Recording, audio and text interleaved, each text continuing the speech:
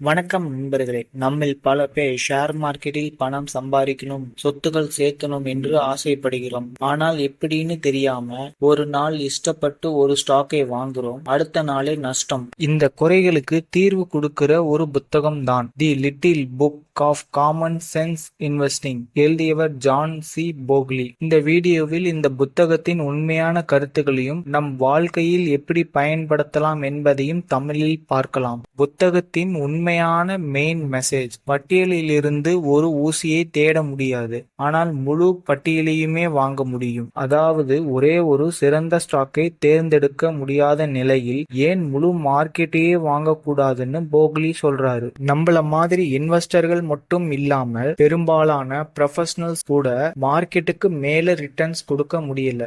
ஏன் தெரியுமா? அவர்கள் அதிகமா ட்ரேட் பண்றாங்க, நிறைய ஃபீஸ் வசூலிக்கப்படுது, மேலும் டாக்ஸ் கட்டணமும் அதிகம். இதனால் தான் போக்லி சொல்றார், இன் investing you get what you don't pay for. அதாவது அதிகம் செலவழிக்காதீங்க, அதுதான் உங்கள் லாபம். இன்டெக்ஸ் ஃபண்ட் என்றது என்னன்னா, நீங்க ஒரே ஒரு ஸ்டாக்கை வாங்குறதுக்கு பதிலா முழு மார்க்கெட்டையும் வாங்குறது மாதிரி.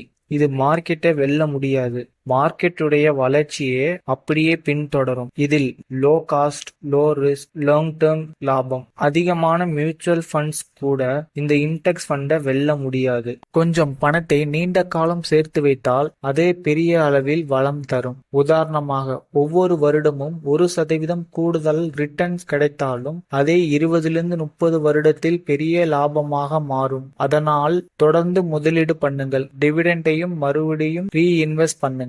போக்லி சொல்றாரு, you are not buying stock, you are buying business. நீங்க ஒரு ஸ்டாக்கை வாங்குறப்போ அதோட பிசினஸின் ஒரு பாகத்தையும் வாங்குறீங்க. அதனால மார்க்கெட் மேல குதிச்சாலும் கீழே இறங்கினாலும் நல்ல நிறுவனங்கள் வளர்ந்தால் நீங்களும் வளர்வீங்க. மார்க்கெட் சரியும்னா பயம், ஏறினால் ஆவல். ஆனால் இது இரண்டுக்கும் ரியாக்ட் ஆக கூடாது. John Bogle matters, stay the course. அதாவது ஒரு நல்ல திட்டம் செஞ்சு அதுல உறுதியாக இருக்கணும். டெம்பரரி மார்க்கெட் கிராஷை பார்த்து பயந்தீங்க, நீங்க உங்க லாபத்தை இழக்கிறீங்க. Bogle's simple formula: low cost index ஃபண்டில் முதலீடு செய்யுங்க, மியூச்சுவல் ஃபீஸ், எக்ஸ்பென்ஸ் எல்லாம் குறைவா வச்சிருங்க, நேரம் மற்றும் காம்பவுண்டிங் இன்ட்ரெஸ்ட் மீது நம்பிக்கை வைங்க, பல வருடங்கள் பொறுமையாக காத்திருங்க. இனி வரும் நாட்களில் நிதி சந்தையில் வெற்றி அடையணும்னா விரைவான வெற்றிக்கு எதிராக போராடுங்க. நல்ல திட்டம், குறைந்த செலவு, அதிக பொறுமை. இதுதான் போக்லியுடன் காமன் சென்ஸ் இன்வெஸ்டிங். இந்த வீடியோ உங்களுக்கு பயனுள்ளதாக இருந்ததுன்னா